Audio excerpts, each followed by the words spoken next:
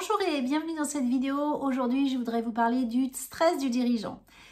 J'ai déjà parlé de cette thématique, mais le stress du dirigeant, c'est vraiment un sujet qui revient régulièrement dans les problématiques de mes clients. Et c'est un stress, je parle de cette problématique parce qu'en fait, ce stress, il est vraiment paralysant. Je me rends compte que ces situations de stress dont ils n'arrivent pas à identifier l'origine, en réalité, ce sont des choses qui les démotivent, ce sont des choses qui vont les rendre malades, qui vont leur faire perdre, leur faire avoir aussi des sautes d'humeur, des problématiques, on va dire, émotionnelles mal gérées vis-à-vis de leurs salariés. Et donc, c'est tout à fait contre-productif. Et donc, c'est vraiment pour moi intéressant de parler de ce sujet du stress du dirigeant parce qu'il y a pas mal de choses à faire. Alors, pourquoi le client mes clients ont ce problème en fait de stress? Alors, ce dont on se rend compte en général, c'est que quand ils ont ce problème de stress, ils ont on va dire, un mauvais équilibre de vie privée et de vie professionnelle et ils ne prennent pas de temps pour ce qui compte vraiment pour eux. Déjà, ils ne savent pas ce qui compte vraiment pour eux et ils ne prennent pas de temps pour ça, ce qui fait qu'ils ont un véritable déséquilibre dans leur vie de travail. Ils travaillent énormément et ils ont très peu de vie qu'ils consacrent à d'autres choses que le travail, leur vie privée, leur vie sociale, leurs enfants, voilà, et même tout simplement des activités qui leur font vraiment, qui font du sens pour eux et qui les attirent vraiment particulièrement, mais qui n'osent pas, ils n'ont plus du tout de temps pour ça. Et quand on en parle ensemble, ils me disent mais j'ai pas le temps pour faire ça, j'ai pas le temps dans ma journée, mes journées sont pleines et j'ai pas le temps. Donc en fait, le client qui est en situation de stress, en réalité, ce qu'il fait, c'est que il travaille encore plus, il se dit oh là là, je vais prendre du retard parce que je suis stressée, parce que du coup je ralentis le travail, etc. Donc il va travailler encore plus et ça ressemble un peu à un hamster dans une roue qui tourne tout le temps et en réalité il ne va pas régler son problème de stress en travaillant toujours plus et en consacrant plus de temps à son travail.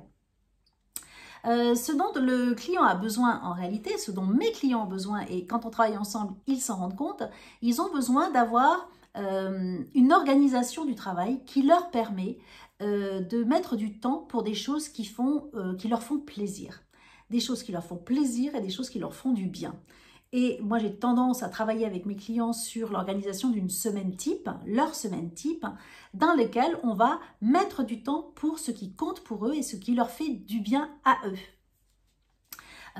Quand on a du temps pour soi et quand on a organisé son travail autour de choses qui sont indispensables, et c'est d'ailleurs ce que font les très grands dirigeants de ce monde qui sont vraiment dans la réussite, qu'est-ce qui se passe quand on a vraiment du temps pour soi et pour des choses qui comptent?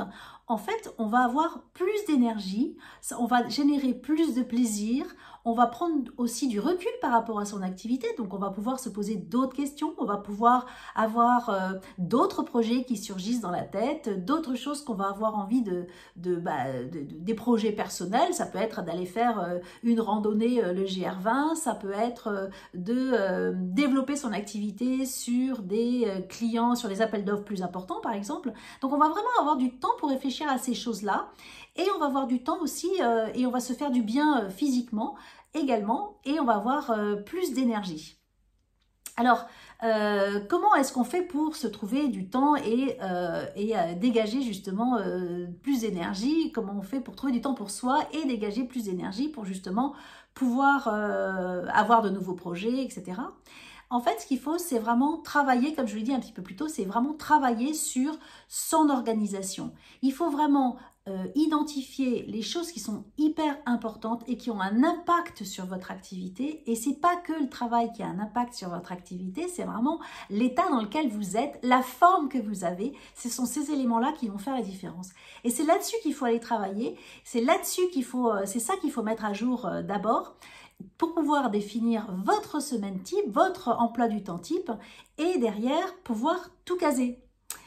Donc si vous aussi vous avez ces problèmes de stress et ces problèmes de manque de motivation qui sont liés au stress, je vous propose de me mettre des commentaires en dessous de cette vidéo ou bien de me contacter en message privé pour que nous en parlions et qu'ensemble nous évaluions quelles sont les solutions qui sont possibles pour vous. À très vite!